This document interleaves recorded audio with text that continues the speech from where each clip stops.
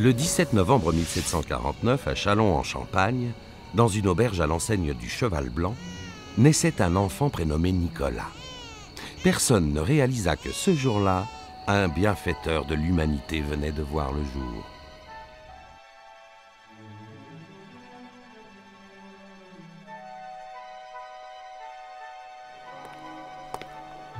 Cet enfant, c'était Nicolas Appert. Plusieurs années plus tard, il eut une idée géniale. Mettre des aliments dans un bocal hermétique et leur faire subir une cuisson très rapide à plus de 100 degrés Celsius pour assurer leur conservation indéfinie. La conserve était née. L'invention de Nicolas Appert allait se propager de façon fulgurante. Dès 1810, celui-ci décrivait en détail sa découverte et les formidables possibilités qu'elle offrait. Assez vite, le métal fait son apparition pour faciliter le transport, le stockage et préserver l'environnement. Mais à propos, de quel métal est faite une boîte de conserve? Réponse: en acier ou en aluminium, les deux métaux utilisés dans cette industrie et qui ont depuis longtemps fait leurs preuves.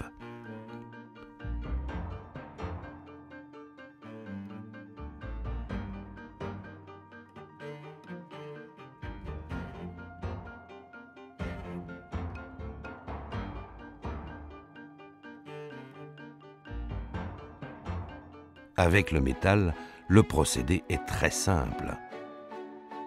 Sitôt récoltés ou préparés, les aliments sont conditionnés en boîte. La boîte est fermée hermétiquement et subit pendant un court instant une température supérieure à 100 degrés Celsius. La conserve apertisée offre ainsi une longue durée de conservation tout en préservant le meilleur des qualités gustatives et nutritionnelles des aliments. Mais laissons parler les experts de la nutrition.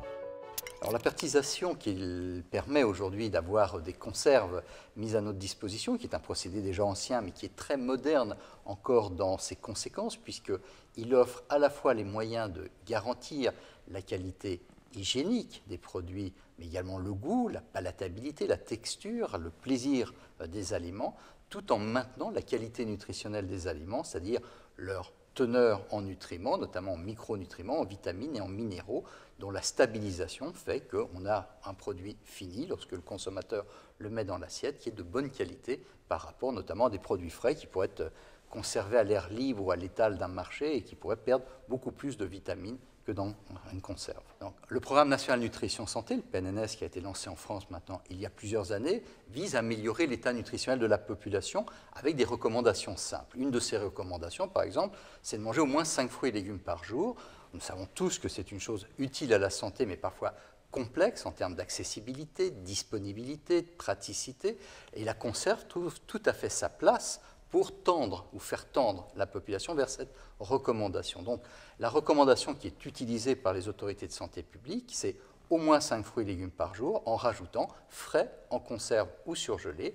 La conserve trouvant toute sa place, à la fois par ses qualités nutritionnelles et également par la facilité d'accès donc pour une large part de notre population.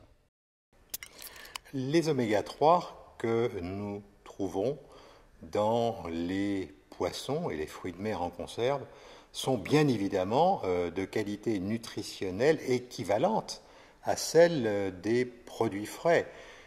Bien mieux, cette qualité est préservée par la conserve, c'est-à-dire que nous gardons pendant la durée de la conserve la valeur nutritionnelle de ces poissons et des fruits de mer qui concernent les oméga 3, mais qui concernent aussi bien d'autres substances d'intérêt alimentaire considérable.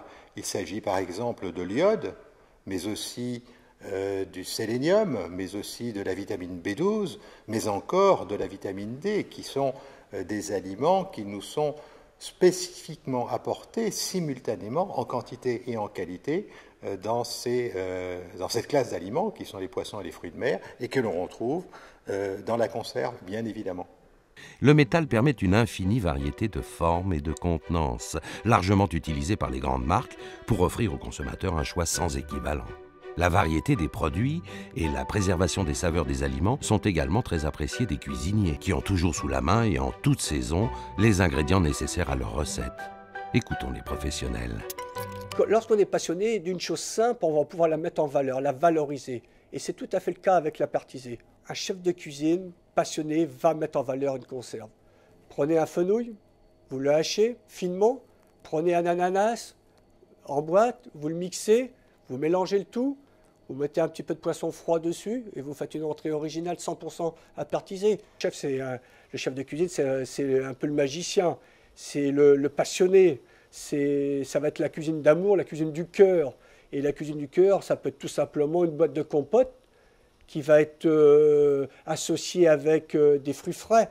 Donc l'exemple de la compote de pommes, on va l'associer avec des dés de pommes sautées au beurre, avec un petit peu d'épices. On va mélanger l'ensemble et saupoudrer de spéculoos. Ça va vous faire un crumble aux pommes minute, rapide, bon et pas cher. Les plaisirs se succèdent et se multiplient.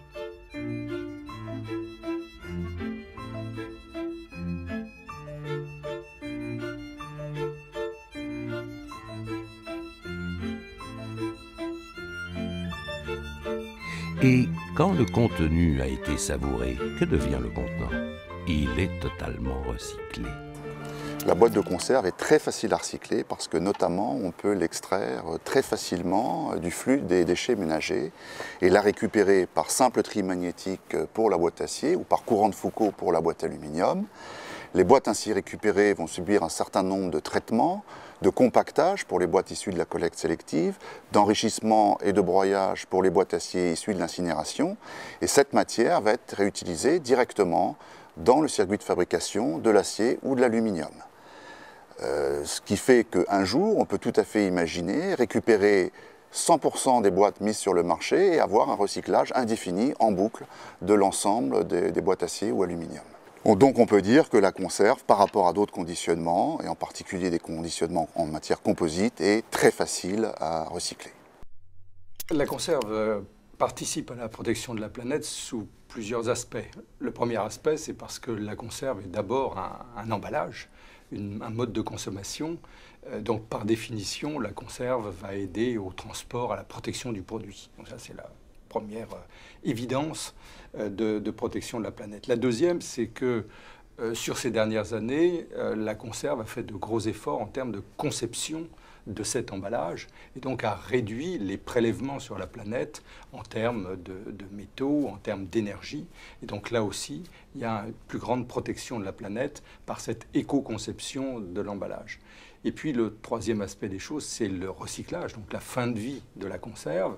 Et là aussi, il y a une très grande amélioration en termes de protection de la planète, puisque sur ces 15 dernières années, l'augmentation du taux de recyclage des conserves et des boîtes a été tout à fait considérable. Le tonnage des boîtes de conserve aujourd'hui peut être estimé, d'après les déclarations qui sont faites par les industriels à éco-emballage, à environ 190 000 tonnes d'acier et d'aluminium. Ceci représente, une fois recyclé, environ 360 000 tonnes de CO2 qui sont donc économisées par le biais du recyclage. Une boîte de métal est donc recyclable à 100%, ce qui lui permet de se réincarner dans une boîte flambant neuve pour une nouvelle vie. Ce recyclage économise des matières premières et de l'énergie, ce qui permet de préserver les ressources naturelles de notre planète.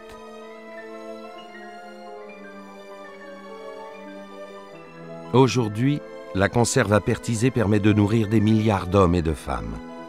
Sûre, économique, pratique, préservant le meilleur de la nature, la conserve est en évolution et en innovation constante. Cette formidable découverte n'a pas fini de nous étonner.